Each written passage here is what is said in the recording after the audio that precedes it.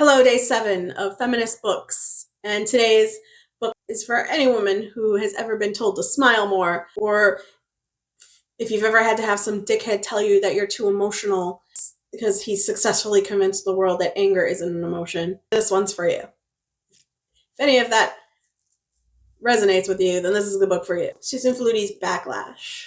I was going to save this book for last because this book holds a lot of emotional it means a lot to me. It's by far my favorite book on the list for sentimental reasons. It's not the best book on the list. It's really old. This is from the 90s, early 90s.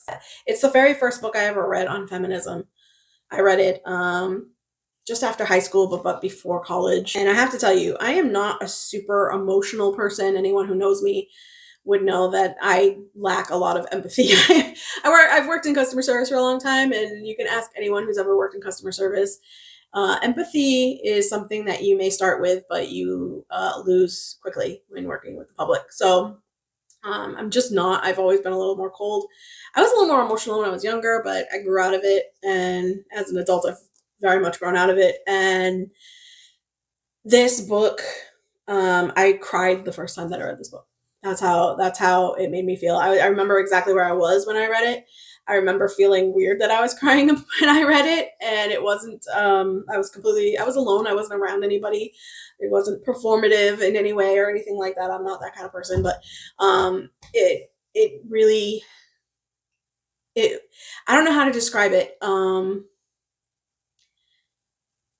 I don't know if this is the right way to describe this, but if you've ever had an illness that you couldn't get diagnosed and you've had something for years and you just didn't know what it was, and eventually you finally see a doctor and they finally tell you that all of the problems that you have been having have been because of this.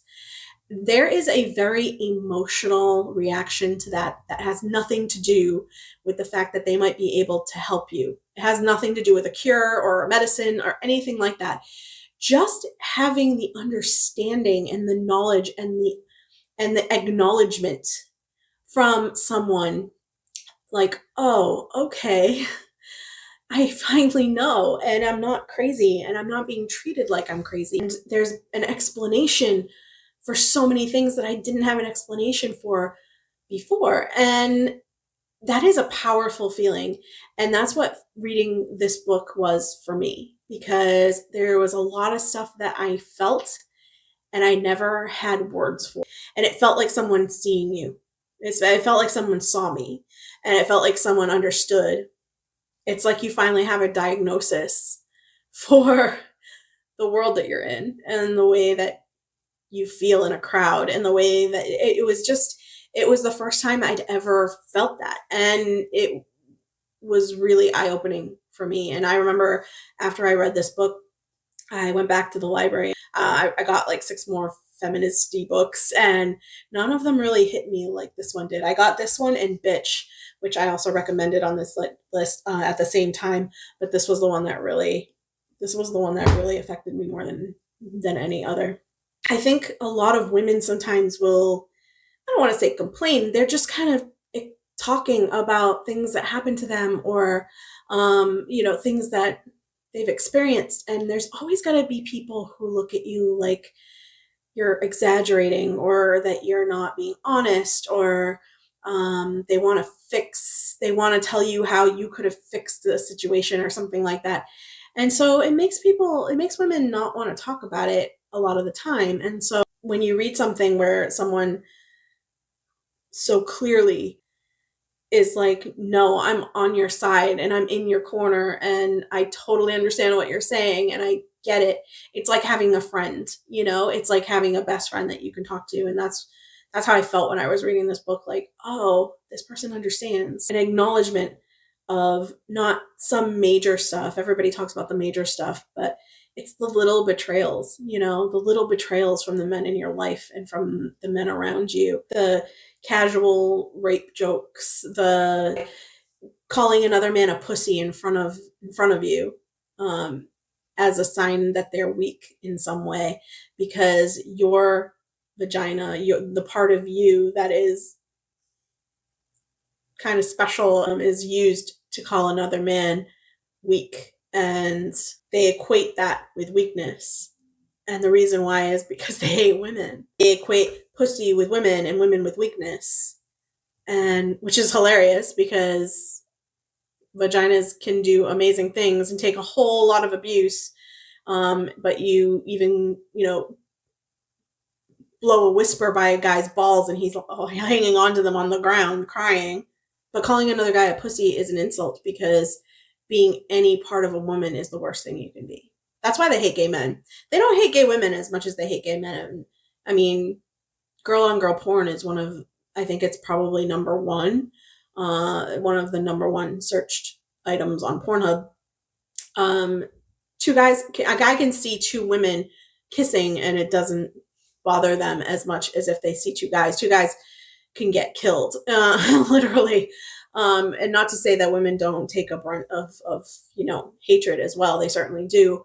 But there really is a different animal. It's a different beast when it's two men involved. And the reason why is because they see that as one man, at least one of them, choosing to be more feminized.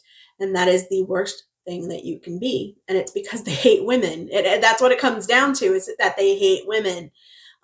So no, I'm not saying all of you. I'm not saying every man. I absolutely don't feel that way. But it's a huge number of them. I'm sorry, but if you are a woman and you have friends, guy friends, or a guy in your life that you care about who hates gay guys, you should see that as a fucking red flag, because the reason he hates gay guys is because he hates women. He hates you. He doesn't act like he hates you because he puts up with you. And your role as a woman is exactly what it should be, but he hates anyone who acts like a woman. So, does that maybe say about the way he respects you? But it's all these small sort of crimes, the way that they roll their eyes when you're talking sometimes, or the way they interrupt you at the dinner table because what you're saying isn't as important as what they want to say. Or, like I said at the beginning, and I said in another video as well, they call you the over-emotional sex, even though it's only because they've managed to rebrand anger as not an emotion. Because if you throw anger into the mix, they are way more emotional than you are. Smaller injustices, it's not always the major things like equal pay or rape or abortion. Those are not the only topics that are important to feminism. So, but this book really kind of opened my eyes to a lot. Not opened my eyes, but it was more of an acknowledgement of pain in a way. It's an acknowledgement of, oh, and by the way, they do this too. And you're like, yeah, oh yeah, they do. I didn't think I was allowed to talk about that. I thought that was just me. I thought it was just in my head. No, it's not. It's not. It's not. It's not. It's not just in your head. Okay. And so this is why this book was so important to me, and it's still important to me. It's always on my top shelf. It's about the small moments. If there's a guy who's watching this and congrats on making it to the end of this. I appreciate it. But it's always the little moments where women lose their trust in men. It's never the big things. It's big things infuriate everyone, including men, a lot of the time. There's a lot of good guys out there, and you're going to be just as infuriated as we are against those bigger things. It's the little things that you don't acknowledge, or that you see and you don't acknowledge. Those are the little hurts that chip away at the trust a lot of women have for the men, particularly for the men that they love. So this book may not be, I don't know, maybe I'm looking at it with rose-colored glasses because I have such an emotional attachment to it. So maybe it's not as good as that. It's mean the world to me. So I would highly recommend that you get it. I would recommend that you own this book. Don't just, in every one of these videos I say, if you have a library card, just use it. But in this case, I would prefer you to buy the book because it's an important book to have. And it's been 30 years and it's still fucking relevant. I will put the link for this book in the description, as I have with all the other books. please use that link if you buy the book, because it gives me a couple of pennies so that I can keep buying books like this. And even if you can't buy it, find a way to get it. Find a way to get it, because it's a really important book to read and it's great. So, see you guys.